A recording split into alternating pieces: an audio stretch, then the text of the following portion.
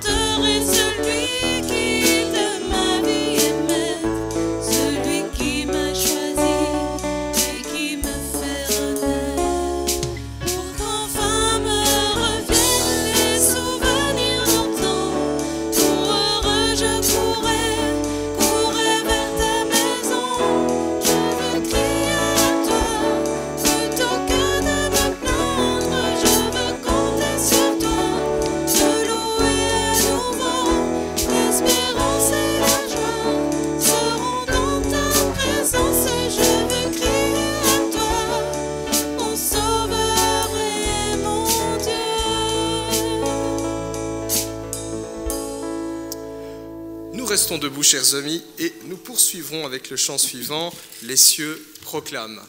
Quand on regarde l'univers, tout ce qui a été créé, tout cela chante la gloire de Dieu. Elle nous parle d'un Dieu qui est raffiné, délicat, sage, puissant. Il faut le faire quand même pour créer des montagnes, et la profondeur des océans. Les cieux proclament.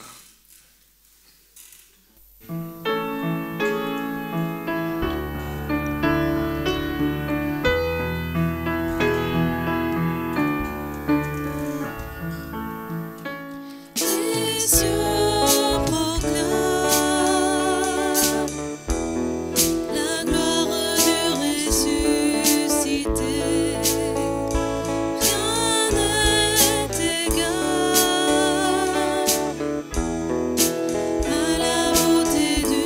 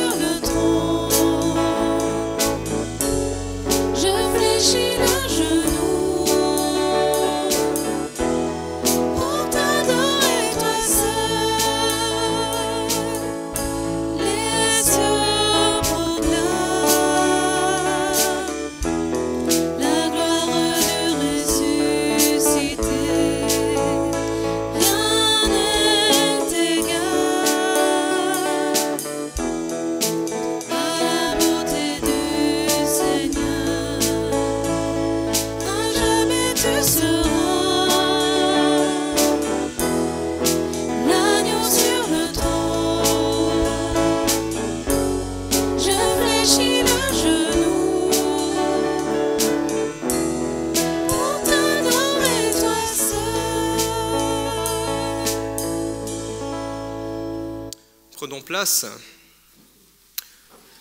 Nous retournons dans la parole de Dieu, une lecture toujours dans le livre d'Ésaïe. Ésaïe chapitre 45, et nous lirons un passage du verset 4 jusqu'au verset 12. Ésaïe chapitre 45, versets 4 à 12. Le passage est également affiché sur l'écran. Voici ce que nous lisons. C'est à cause de mon serviteur Jacob, à cause d'Israël, celui que j'ai choisi, que je t'ai appelé par ton nom. Je t'ai donné un titre alors que tu ne me connaissais pas. C'est moi qui suis l'Éternel et il n'y en a pas d'autre. À part moi, il n'y a pas de Dieu. Je t'ai équipé pour le combat alors que tu ne me connaissais pas. C'est afin que l'on sache à l'est comme à l'ouest qu'en dehors de moi, il n'y a que néant. C'est moi qui suis l'Éternel et il n'y en a pas d'autre. Je forme la lumière et je crée les ténèbres. Je donne la paix et je crée le malheur. C'est moi l'Éternel qui suis l'auteur de tout cela.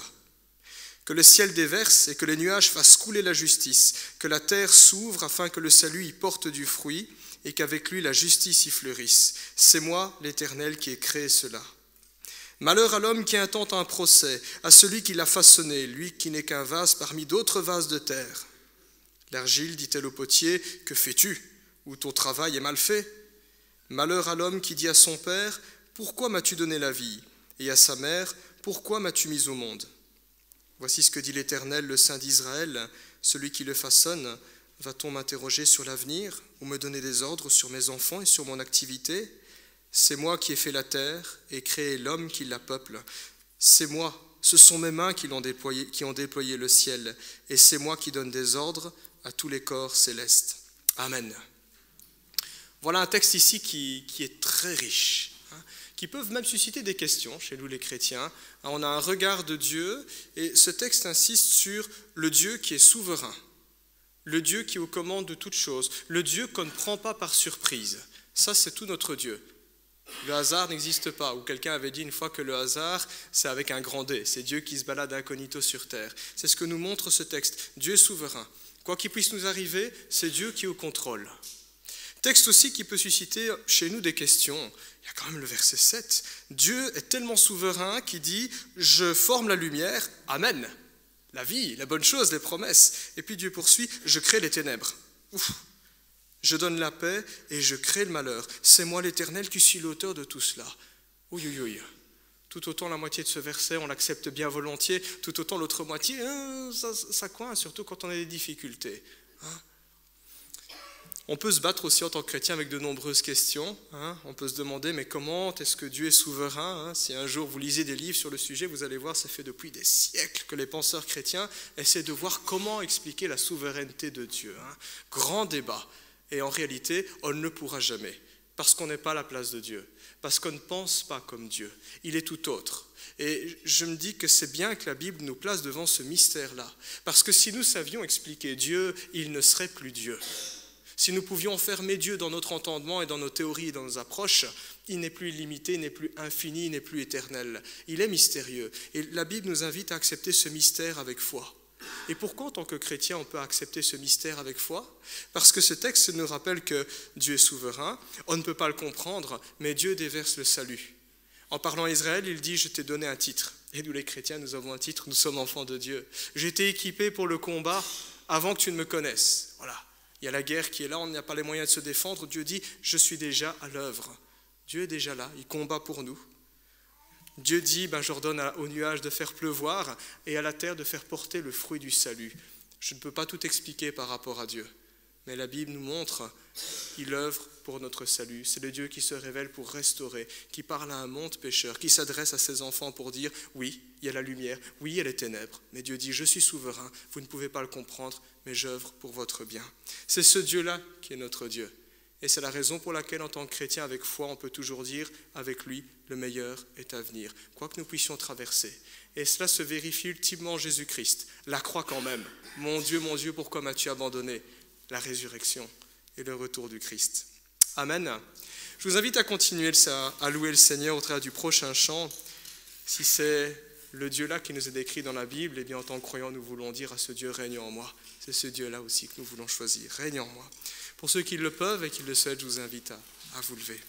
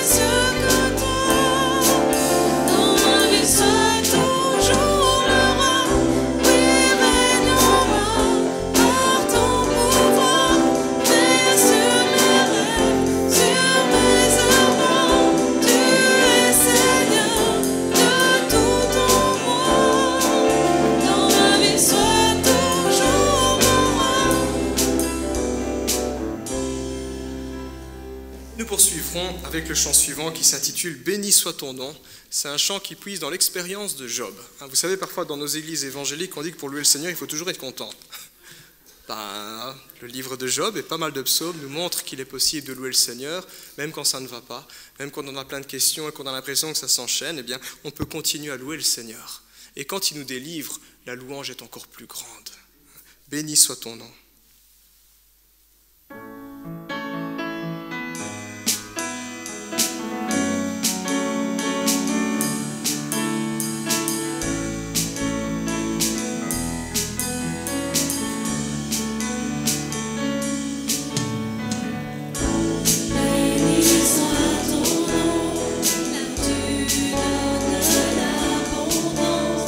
L'univers, ta bienveillance.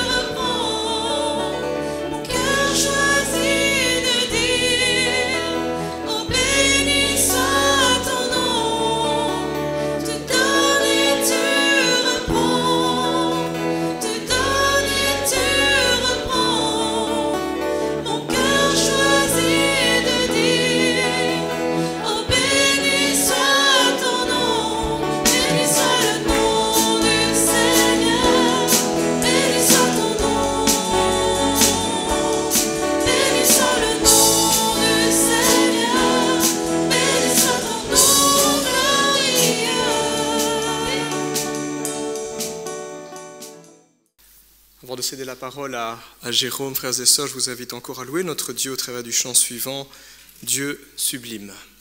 Et je vous invite à vous lever.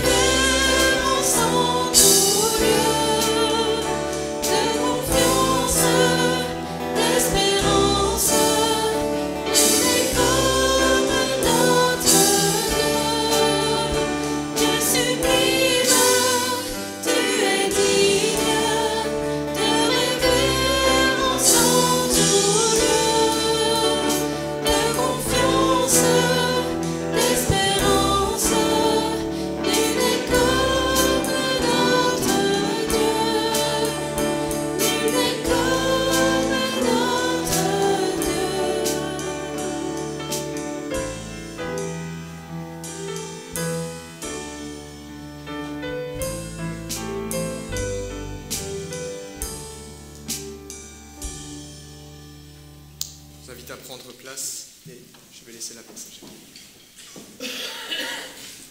Bonjour à tous. C'est une joie pour moi de pouvoir être présent avec vous.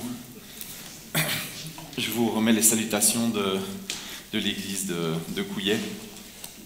Et c'est vraiment chouette de pouvoir collaborer ensemble pour mieux le connaître et le faire connaître également. Alors que nous sortons d'une semaine toute particulière, semaine universelle de prière, où on a pu préparer nos cœurs, préparer nos communautés, en fin de compte, à axer nos agendas vers Dieu pour cette année supplémentaire. J'apprécie tout particulièrement cette initiative de la semaine universelle de prière parce que je pense que c'est une bonne habitude pour démarrer l'année, de se dire, ok, on va collaborer ensemble durant une semaine où on va s'inviter les uns les autres, on va rechercher la face de Dieu ensemble. Et au travers de cette semaine, en fin de compte, nous sous-entendons que nous laissons tomber nos programmes, nos différences et tout ce qui pourrait diviser l'Église pour nous retrouver sur quelque chose d'essentiel, rechercher la présence de Dieu et communier ensemble. Et ça, c'est vraiment bon pour commencer l'année.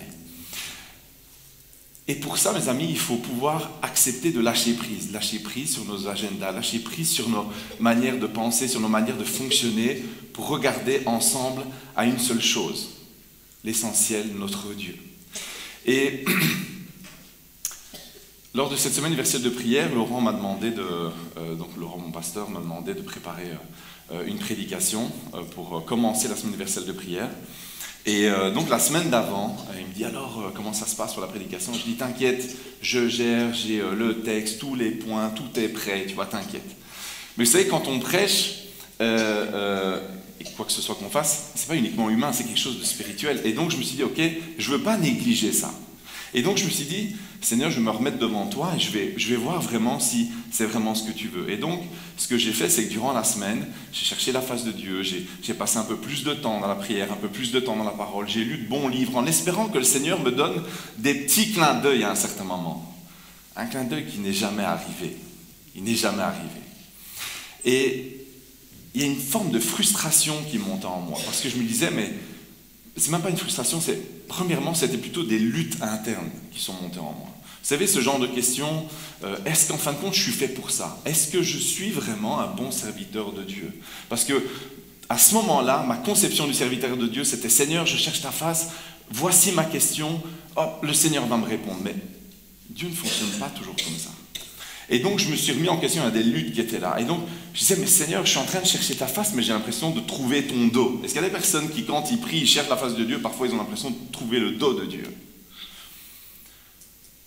En plus de ça, durant cette semaine, il y a plein de choses, il y a eu pas mal de petites choses à ma routine quotidienne qui a été un petit peu bouleversée. Les enfants, ils grandissent. Et donc, je ne sais pas pourquoi, ils ont décidé de se lever plus tôt. Et donc, ils viennent me déranger. Mais après, ils ont le droit de venir. Mais le truc, c'est que moi, j'aime passer du temps le matin dans ma cuisine parce que c'est le seul endroit où je peux être tranquille. Mais du fait qu'ils se lèvent plus tôt, alors j'ai plus beaucoup le temps de passer du temps avec le Seigneur. Et donc, il y a une frustration là, à ce moment-là, qui commence à monter. Et ma femme, mes enfants voient que ça commence à m'agacer. Ils me disent, ça va, tout va bien, ouais, mais retournez dans vos chambres, laissez-moi tranquille, quoi. C'était vraiment ça. Et en fait, les amis, je deviens frustré. Vraiment, je le ressens que dans mon corps et dans mon attitude, il y a quelque chose qui prend place. Il y a vraiment quelque chose qui prend place. Alors là, je me suis dit, ok, je vais passer au service réclamation. Vous savez, quand on a quelque chose, on passe au service réclamation. Moi, j'ai demandé, passe-moi le chef directement. J'ai dit, mais Seigneur, si tu me laissais, si tu me permettais d'avoir plus de temps pour te servir, j'aurais pas ce problème, parce que si les enfants viennent me déranger, c'est pas grave, j'aurai le temps de le faire après, mais non, là maintenant il faut travailler. Et puis après, je suis parti dans une autre prière qui était, ah Seigneur, si tu me donnais un autre boulot, je pourrais avoir plus d'argent, acheter une plus belle maison avec une pièce consacrée juste pour toi. Mais c'est pas comme ça que ça fonctionne. Et donc, on arrive au jeudi soir. J'ai toujours pas de confirmation du Seigneur et je suis dans le flou total. Et je vais me coucher le jeudi soir avec cette pensée, parce que je suis fatigué, éprouvé avec cette pensée qui est, est-ce que je suis vraiment fait pour ça? Seigneur, est-ce que j'arrêterai pas tout ça pour pouvoir être en paix?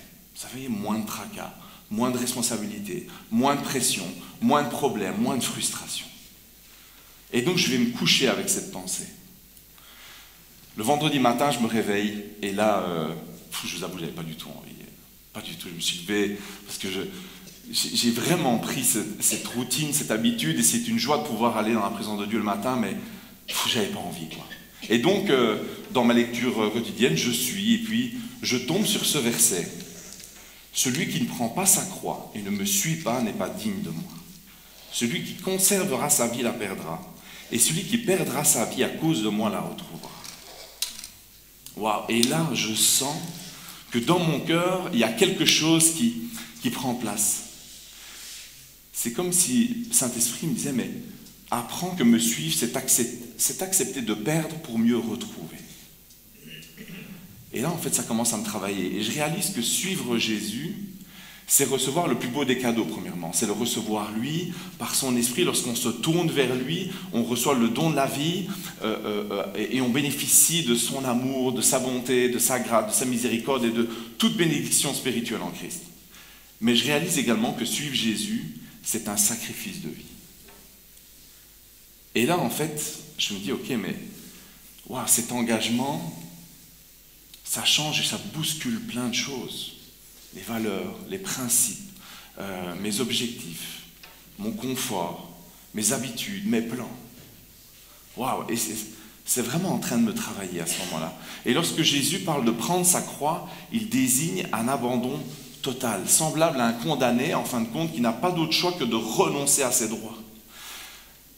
Ces paroles peuvent nous paraître parfois radicales, difficiles à vivre au quotidien, mais Jésus a lui-même donné l'exemple parfait. Jésus, lorsqu'il dit ça, n'a jamais rien demandé qu'il n'ait déjà accompli. Jésus n'a jamais demandé quoi que ce soit qu'il n'ait lui-même accompli. Lui aussi, il a dû lâcher le contrôle. Et je ne sais pas si vous vous rappelez, dans le jardin de Gethsémani, lorsque Jésus sait où il va, il sait que son temps approche, qu'il est presque là, et il est en train de prier, et il y a une telle angoisse en lui que dans son corps ça réagit, il y a du sang qui coule, qui sort de ses pores, et il y a une telle angoisse, parce qu'il sait ce qu'il va traverser, et pourtant voici ce qu'il dit, non pas ma volonté, mais ta volonté. Waouh! En s'abandonnant totalement à la volonté du Père, Jésus accomplit l'œuvre la plus grande qui puisse exister, racheter notre vie et nous offrir le salut. Parce qu'il a lâché prise, parce qu'il a fait confiance à son Père. Suivre Jésus, c'est marcher sur ses traces. C'est renoncer à nos propres plans pour entrer dans ceux de Dieu. Mes amis, s'abandonner, c'est recevoir une vie bien plus abondante que ce qu'on peut imaginer. Cet appel, ce n'est pas un fardeau, c'est un appel à une vie transformée. En portant notre croix, on marche sur les traces de Jésus qu'il a porté avant nous, qui a ouvert un chemin vers une vie réelle de foi. Et là, en fin de compte, mes pensées sont vraiment confrontées à cette vérité. Celui qui conservera sa vie la perdra. Et je comprends que si je m'accroche plutôt à mes frustrations, à tout ça, si je m'accroche en pensant « non mais j'avais préparé quelque chose et je n'ai pas envie de sortir du cadre, etc. », je passe à côté de ce que Dieu a prévu pour moi. Et ça, je le réalise fortement. Alors je suis certain que pour la plupart d'entre nous, on n'a pas envie de passer à côté de ce que Dieu a pour nous. Mais soyons honnêtes, pourquoi est-ce que c'est si difficile de vivre ça au quotidien ? Pourquoi, alors que quand on lit, on accepte cette vérité, mais on a du mal parfois à la vivre? Est-ce qu'il y aurait quelque chose en nous qui fait que, autour de nous ou en nous, il y a quelque chose qui nous empêche de vivre pleinement cet appel à renoncer? Et en réfléchissant là-dessus, je me suis rappelé d'une conversation que j'ai eue avec un ami qui est médecin ces dernières semaines. Et il m'expliquait un petit peu, il me faisait un peu un constat, une approche vraiment interpellante de la situation des hôpitaux et du corps médical en Belgique. Et il me dit, tu sais, tout le monde est au courant de ce que je suis en train de te parler. Tout le monde est au courant. Le problème, c'est que personne ne fait rien. Et il me dit, je pense qu'on est bien trop confortable en Belgique pour que ça bouge. J'ai l'impression que ce qui nous freine, ce n'est pas une persécution particulière, un obstacle majeur, même s'il y a tout ça. Mais j'ai l'impression qu'il y a quelque chose de plus insidieux, quelque chose de plus silencieux. C'est le confort, notre confort. Ce confort qui peu à peu anesthésie un peu notre foi et nous fait perdre l'appel radical de Jésus. Mes amis, on vit dans une partie du globe où il fait encore bon vivre. On ne vit pas avec cette pression de feu là qui consume des hectares et des kilomètres carrés comme ça de forêt qui brûle tout sur son passage. Je ne sais pas si vous avez vu ces images dernièrement. J'ai vu une image qui était vraiment catastrophique. C'est l'image donc vous savez, sur Los Angeles, il y a un mont comme ça qui surplombe un petit peu la ville de Los Angeles. Et on voit la belle ville de Los Angeles, mais il y a une couleur rougeâtre, feu, et tout au-dessus c'est noir. Et je vous avoue que je pensais que c'était l'image d'un film catastrophe d'Hollywood. Je me suis dit, waouh, ce serait parfait. Mais non, c'était la réalité. C'est quelqu'un qui est monté sur ce mont, qui a pris une photo. On ne vit pas à cet endroit.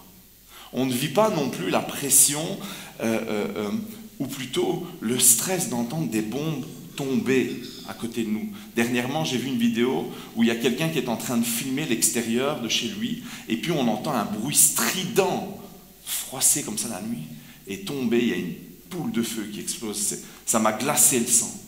Ça m'a glacé le sang. Nous ne vivons pas non plus dans des endroits où les chrétiens sont malheureusement persécutés. Au Nigeria, j'ai lu un truc, ils vivent des choses vraiment difficiles, les chrétiens. Les filles et les mineurs sont enlevés et mariés à force aux musulmans pour dépeupler la population chrétienne. Les gens sont aussi chassés de leurs terres. Il y a beaucoup de déplacés à l'intérieur du pays. Nous vivons également dans un pays où nous avons encore de l'eau potable, de quoi manger chaque jour. J'ai l'impression que nous n'arrivons pas à comprendre la profondeur de ces quelques paroles parce que nous sommes bien trop confortables dans notre petite vie avec Dieu. On est bien trop confortable. Lorsque Jésus prononce ces quelques paroles, c'est dans un contexte de mission. Donc il est en train d'appeler ses disciples à partir en mission, mais également il est en train de les préparer à la persécution à venir. Parce que Jésus sait qu'il va remonter auprès du Père et qu'à un certain moment, il va être confronté à la persécution. Jésus est en train d'annoncer à ses disciples que l'engagement qu'ils sont en train de prendre est un engagement coûteux, un véritable sacrifice d'eux-mêmes. Un sacrifice d'eux-mêmes. Mais il est en train également de leur communiquer que s'abandonner, c'est se retrouver transformé par Christ, par Jésus, au plus profond d'eux-mêmes. Mes amis, préserver notre confort peut nous donner un sentiment de sécurité, une illusion en fin de compte de sérénité. Mais ce confort risque de nous priver de l'essence même de notre identité d'enfant de Dieu. Cette identité, c'est de faire connaître la beauté et la bonté de notre Dieu à notre prochain et pour toutes les personnes qui nous entourent ici dans cette région. C'est, en fin de compte, le connaître et le faire connaître. L'un des plus grands défis, je pense, dans la marche avec Christ, c'est le refroidissement spirituel qui peut s'installer dans un contexte de confort. Et pour ça, j'ai repris trois types de confort que l'on peut retrouver dans nos vies. Un confort avec la stagnation spirituelle. C'est le premier point. Vous savez, il y a quelques semaines maintenant, j'ai repris la course à pied. J'avais vraiment beaucoup de mal à placer des moments de sport dans mon agenda. Il y a quelques semaines, je me suis dit, ok, maintenant il faut vraiment reprendre quelque chose. Et vraiment, je prends plaisir à aller courir. Ça fait du bien d'être dehors, on prend l'air, on voit la beauté de la nature. Le seul problème, c'est que j'ai très très mal aux pieds. Mais alors j'ai tellement mal aux pieds. La reprise là, de la course à pied, ça me fait souffrir, les amis. Mais alors c'est horrible. Et il y a des moments, j'ai envie de chercher d'éviter d'aller courir tellement ça me fait mal. Mais si je fais ça, je sais que j'aurai plus mal. Mais je sais également que ça aura une conséquence sur ma santé. Je le sais. La première raison pour laquelle je vais courir, c'est pour ma santé. Alors oui, ça me fait mal. Mais il y aura des conséquences si je ne le fais pas. Parfois, nous hésitons à nous exposer davantage à Dieu parce que nous savons qu'il nous appelle à grandir, mais nous savons également que grandir implique un coût. Et le truc, c'est qu'on refuse de prendre ce choix difficile. On refuse de le faire. Ce confort, avec une foi superficielle, peut nous priver de la profondeur et de la puissance de Christ au travers d'une vie qui s'abandonne à lui. La deuxième chose, c'est le confort avec le péché. C'est un peu comme laisser une petite fuite d'eau commencer à fuiter dans la maison. Alors au début, on se dit, ok, c'est quelques gouttes, c'est peut-être un petit filament, c'est pas très très grave. Mais au fur et à mesure du temps, il va commencer à avoir de l'humidité. Et l'humidité va se répandre. Et ça peut aller jusqu'à condamner complètement une maison. Le péché non confronté finit toujours par fragiliser notre relation avec Dieu. Toujours. Il est facile parfois de tolérer certains comportements, de certaines pensées en les minimisant, en disant « ok, c'est pas très grave ». Mais ce confort avec le péché, c'est un poison silencieux pour notre vie spirituelle. Un poison silencieux. Et il nous endort et il nous empêche de rechercher la sainteté de Dieu à laquelle on est tous appelés. Soyez saints comme moi je suis saint. Et la troisième chose, c'est un confort d'une foi tournée vers soi-même. Et pour vous imaginer ça, tout le monde voit et sait à quoi sert un phare. D'accord ? Lorsqu'il y a des mers, des océans, à l'endroit le plus loin où la terre va dans l'océan, on place un phare afin de pouvoir éclairer la nuit les bateaux qui doivent arriver. Mais imaginez si ce phare, au lieu que ce soit des carreaux, les maçons ont mis des briques. Qu'est-ce qui va se passer ? Ah oui, il va avoir une belle lumière qui va tourner à l'intérieur. Mais l'essence même du phare qui est d'éclairer ne se fera plus. Le phare ne va pas remplir son rôle et ne pourra pas ramener les bateaux, en fin de compte, au port. Parfois, on se laisse aller dans notre foi, parce qu'elle répond à nos besoins spirituels, à nos besoins personnels, mais on oublie qu'on est appelé également à pouvoir être des lumières, être des phares autour de nous, être le sel de la terre, dira Jésus. On oublie parfois qu'on est appelé à être des instruments de bénédiction pour notre prochain, pour les personnes qui nous entourent. Ce type de confort nous pousse à nous centrer sur nous-mêmes plutôt qu'à vivre une foi missionnelle. Nous sommes appelés à une foi missionnelle. Mes amis, ne nous éloignons pas de l'essentiel. Dieu nous a sauvés pour que nous lui rendions gloire en accomplissant son appel à l'aimer lui et notre prochain. L'aimer lui et notre prochain. Alors prendre soin de notre vie spirituelle, c'est aussi prendre soin des autres parce que Dieu les aime tout autant que nous. C'est la raison de notre salut. C'est le connaître et le faire connaître.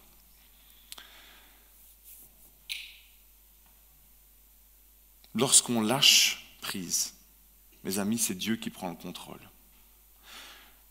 Et durant cette semaine-là où j'ai été confronté avec différentes luttes, et lorsque le Saint-Esprit ouvre mon cœur et me permet de comprendre ces choses, je réalise en fin de compte qu'une seule action de Dieu aura infiniment plus d'impact que tout ce qu'on pourrait faire ensemble toute une vie.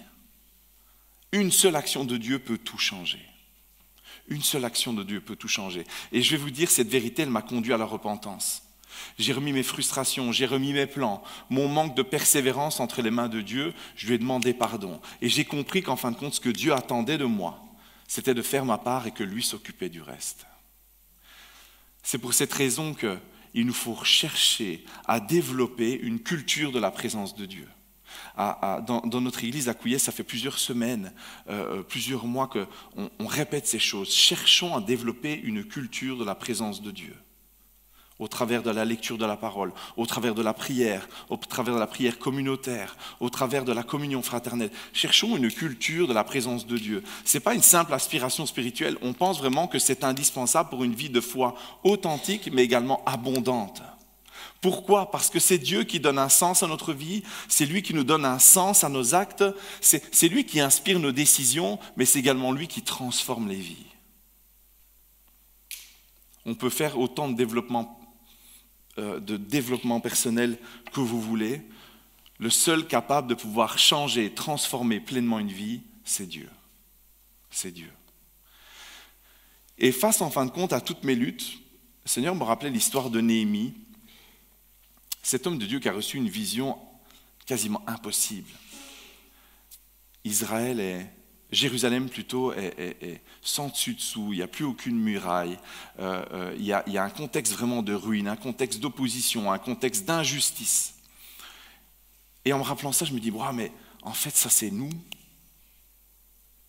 Il y a des ruines spirituelles autour de nous, il y a de l'opposition, il y a de l'injustice. Et qu'est-ce que Néhémie a fait? Néhémie n'a pas commencé à vite rassembler les briques. Non, ce qu'il a fait, c'est qu'il a d'abord, premièrement, cherché la face de Dieu. Et pendant 4 mois, il a prié, il a pleuré, il a rappelé à son cœur les promesses de Dieu. Il les a rappelées à son cœur. Et en fin de compte, Néhémie aussi a dû lâcher prise à un certain moment. Néhémie aussi, à un certain moment, il a dit, Seigneur, je veux dépendre entièrement de toi avant de passer à l'action. Et je nous pose cette question, qu'est-ce qui se passerait si on ferait ça? Si on arrête de courir dans tous les sens, si on arrête de chercher nos propres solutions et qu'on prend le temps de nous rappeler qui est notre Dieu et ce qu'il promet à son Église. Je crois que Satan essaie de nous faire oublier ça. C'est son rôle, c'est de nous éloigner de Dieu.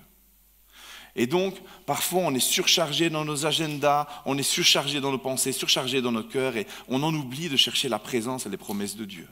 Daniel Hermenot, qui était un pasteur à Roubaix, donc Roubaix, on est vraiment dans le même contexte ici que Charleroi, dans les années 70, a connu une croissance toute particulière, et il a implanté plusieurs églises dans la région, et il a écrit ceci. S'il y a une chose que Satan veut détruire en l'homme, c'est sa foi dans les promesses de Dieu. Wow, ça m'a tellement impacté. Rappelons-nous les promesses de Dieu. Je nous invite ce matin à ralentir, à chercher la face de Dieu, à nous rappeler ses promesses, parce que ce que Dieu promet, il l'accomplit, mes amis. Ce que Dieu promet, il l'accomplit. Et on a tous cette vision de Dieu pour cette région. C'est de faire de tout Charleroi des disciples. Et parfois on se dit, mais comment on peut y arriver? La mission est trop dure, elle est trop lourde. Celui qui a façonné l'univers est capable de changer la face de cette région. Pourquoi? Parce qu'il sait précisément ce qui fera bouger les choses. Dieu sait précisément dans ton cœur comment rebâtir. Il sait précisément ce que tu as besoin, il sait précisément ce que notre voisin a besoin, ce que cette région a besoin.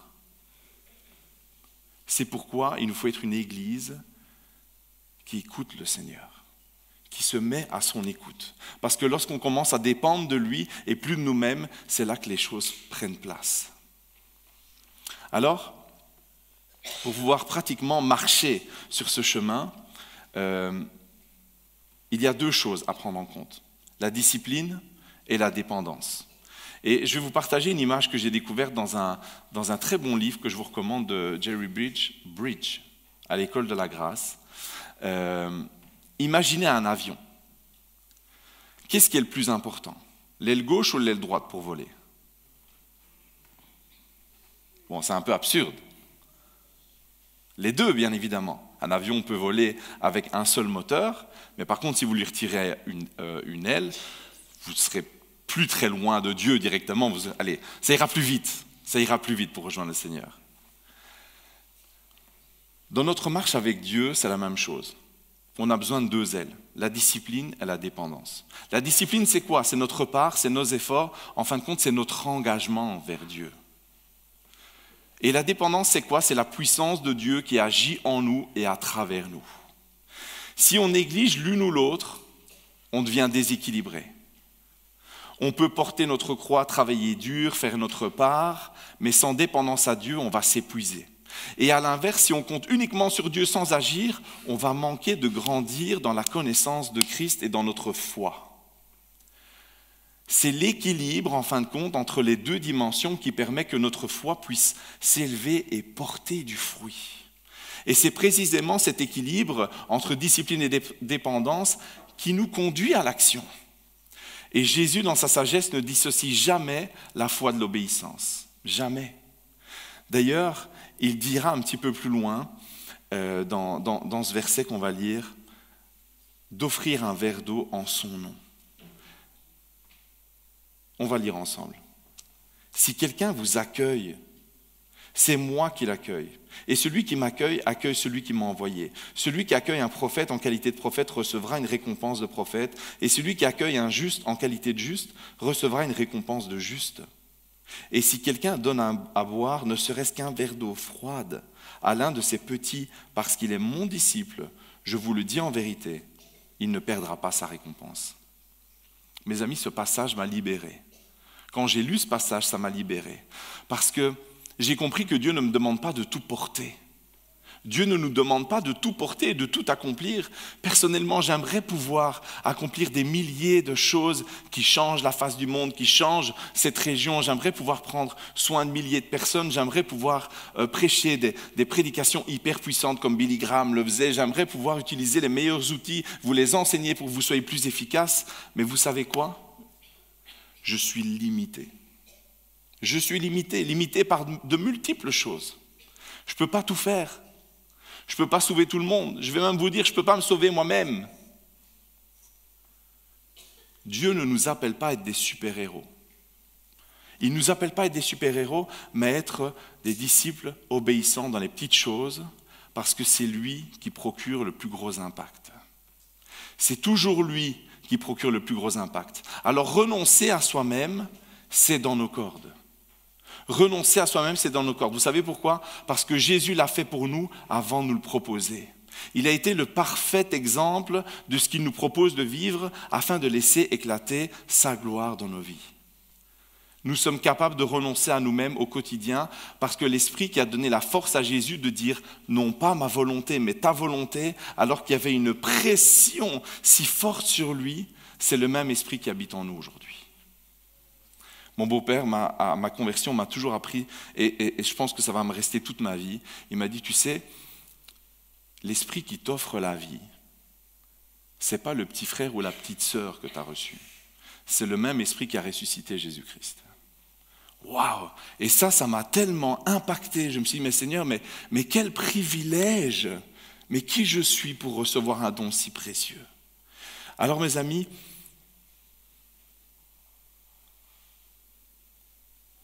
si renoncer à nous-mêmes, c'est dans nos cordes, offrir un verre d'eau froide l'est tout autant.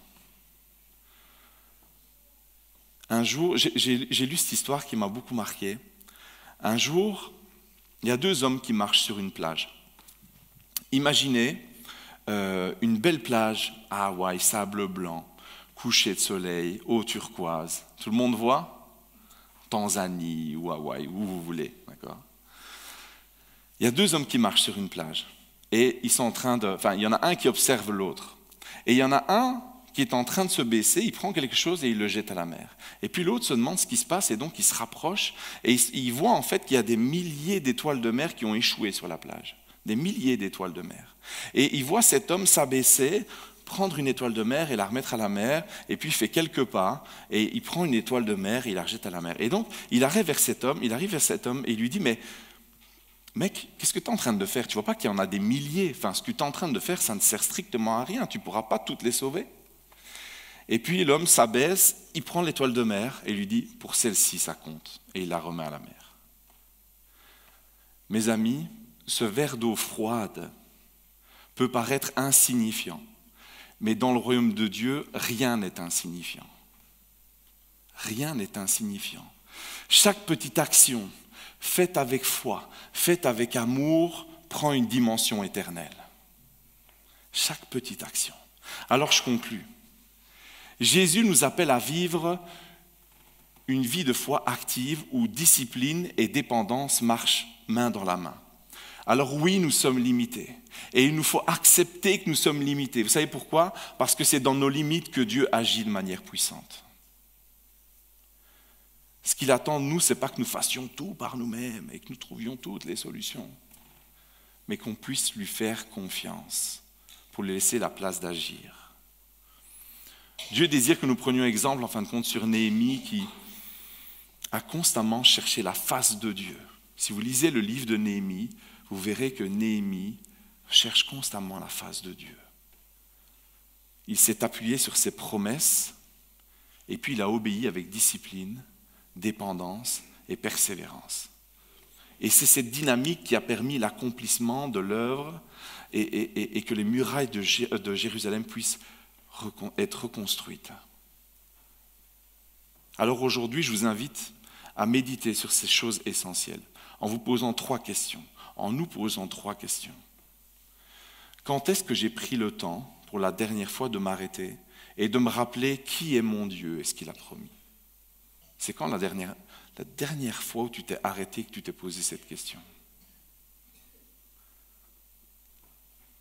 Pose-toi également cette question: quelle petite action puis-je poser dès aujourd'hui avec foi pour répondre à l'appel de Dieu dans ma vie? C'est quoi le petit verre d'eau froide que je vais pouvoir donner aujourd'hui, que je vais pouvoir donner demain, dans la semaine, dans les mois à venir? C'est quoi? Et à qui? Et la dernière question: qu'est-ce que je dois lâcher aujourd'hui pour permettre à Dieu d'agir au-delà de mes limites? Qu'est-ce que je dois lâcher? Qu'est-ce que je dois lâcher? Alors mes amis, souvenons-nous que ce n'est pas notre grandeur qui compte. C'est notre obéissance et notre confiance en Dieu, en lui, en sa puissance, pas en la nôtre. Que ce soit un verre d'eau offert par amour, que ce soit une prière, que ce soit un moment d'écoute, toutes ces petites choses auront un impact éternel. Wow, c'est tellement encourageant. Toutes ces petites choses auront un impact éternel. Alors, je nous invite à lâcher prise encore ici, sur cette année 2025. Lâchons prise sur ce que nous pouvons contrôler et avançons avec foi et dépendance. Parce que lorsque on s'abandonne à Dieu, Dieu fait infiniment plus que tout ce qu'on pourrait imaginer. Est-ce que vous êtes d'accord avec ça? On va prier ensemble. Seigneur Dieu, merci encore pour ta parole qui est source de vie pour nous. Source de vie. Quelle que soit notre situation, quelles que soient les épreuves de la vie, que nous soyons dans le brouillard, ta parole est une lumière à nos pieds, qui nous montre le chemin à suivre. Seigneur, nous te prions de pouvoir lâcher prise, d'être à ton écoute, de pouvoir t'obéir, parce que c'est là qu'il y a lieu de vivre des choses incroyables qu'on ne pourrait penser. Je prie, Seigneur mon Dieu, que nous puissions développer une culture de ta présence dans nos vies, dans nos communautés. Je prie, Seigneur mon Dieu, que tu puisses placer dans nos cœurs une soif de ta parole et de te chercher, parce que c'est en toi que réside la vie, le salut et la liberté. Alors Père, merci de nous conduire là-dedans en 2025 et de pouvoir expérimenter une foi comme on ne l'a jamais pu la vivre. Que ton nom soit béni et soit glorifié dans nos vies et dans l'Église ici à Charleroi et dans toute cette région. Dans le nom de Jésus, je te prie. Amen.